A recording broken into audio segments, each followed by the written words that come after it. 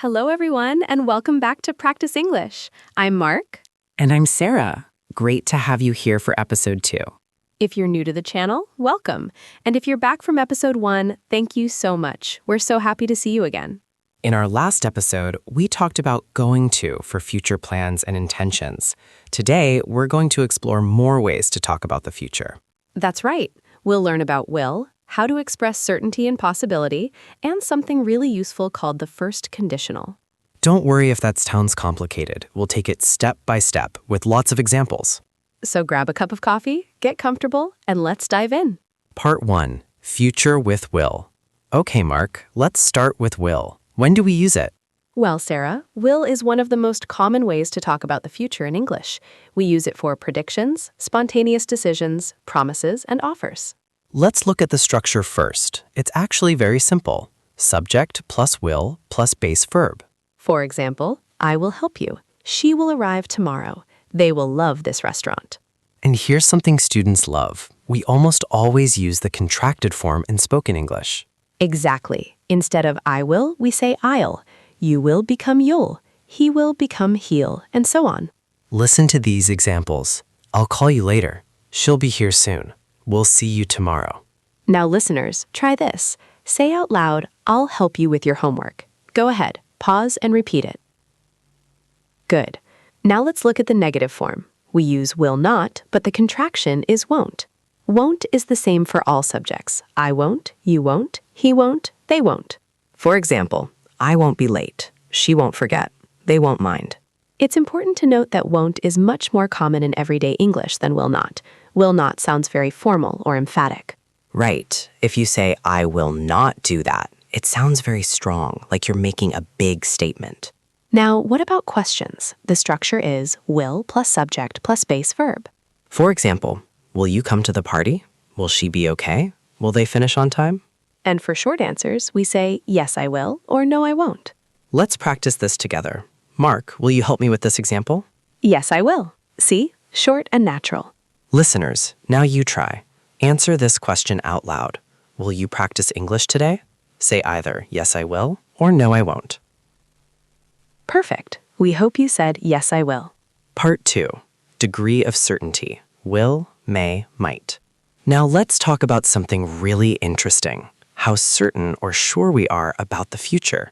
Good point, Sarah. Sometimes we're 100% sure, and sometimes we're just guessing. When we're certain, or when we're making a strong prediction, we use will. For example, it will rain tomorrow. This sounds like you're very sure. Maybe you checked the weather forecast. The exam will be difficult. Again, you sound confident about this. But what if we're not so sure? What if something is possible but not certain? That's when we use may or might. They both express possibility, about 50% certainty. For example, it may rain tomorrow. This means maybe it will rain, maybe it won't. She might come to the party. Again, you're not sure. It's possible. The structure is the same as will, subject plus may/might plus base verb. Important note, may and might have exactly the same meaning in modern English. You can use either one. Some people think might is less certain than may, but in everyday English, they're really the same. For the negative, we say may not or might not. We don't contract these. For example, I may not go to the concert. He might not pass the test. Notice that we don't say mayn't or mightn't. That's not natural English. Let me give you a real-life example. Imagine you're looking at the sky. You see some clouds, but you're not sure about the weather. You could say, it might rain later. I'll take an umbrella just in case. See how we used both? Might for the possibility and will for the certain decision. Listeners, think about your plans for this weekend. Is there something you might do, but you're not 100% sure? Create a sentence with may or might. Great. Now let's move on to something that confuses a lot of students. Okay, this is really important. In episode 1, we learned about going to for plans and intentions. Right, and now we're learning will. So what's the difference? The key difference is this. Going to is for plans you already made before speaking. Will is for decisions you make at the moment of speaking. Let me give you an example. Imagine you're at home and the phone rings. You say, I'll answer it. That's a spontaneous decision. You decided right now at this moment. But if someone asks, what are your plans for Saturday? And you say, I'm going to visit my grandmother. That's a plan you made before. Exactly. You already decided this, maybe yesterday or last week. Here's another example. You're in a restaurant looking at the menu. The waiter comes and asks, "Are you ready to order?" If you just decided, you say, "Yes, I'll have the pasta, please." But if you called the restaurant yesterday and made a reservation, you might say, "I'm going to have the special menu." Actually, Mark, in that situation, we'd still use will when ordering. We'd say, "I'll have the pasta." Oh, you're right. Even though you decided before, the moment of telling the waiter is the moment of ordering, so we use will. This is subtle but important. Let me give you a clearer example. Please do. Imagine your friend looks tired. At that moment, you decide to help them. You say, "I'll help you with that." Spontaneous decision, will. Now imagine you planned yesterday to help your friend today. When you see them, you say, "I'm going to help you today," remember? Planned in advance, going to. Another important use of will is for promises and offers. Right. I'll never forget you. I'll always be there for you. I'll give you a call tomorrow. These are promises, commitments. We don't say, "I'm going to never forget you." That sounds strange.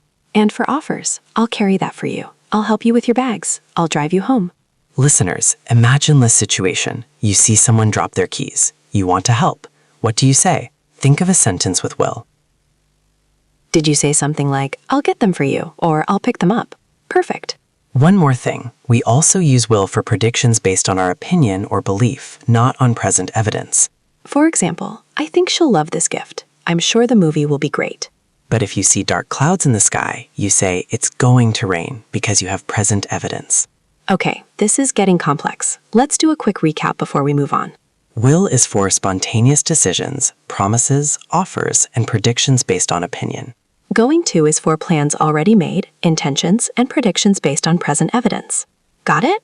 Don't worry if it's not 100% clear yet. This takes practice. All right, now for something really useful, the first conditional. Oh, I love this one. It's so practical for everyday conversation. So what is the first conditional? It's a sentence structure we use to talk about real possibilities in the future.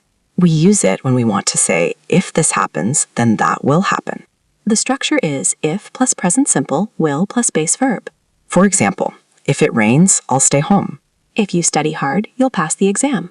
If she calls me, I'll answer. Now, here's the most important thing, and this is where students make mistakes. Yes, after if, we use the present simple, not will.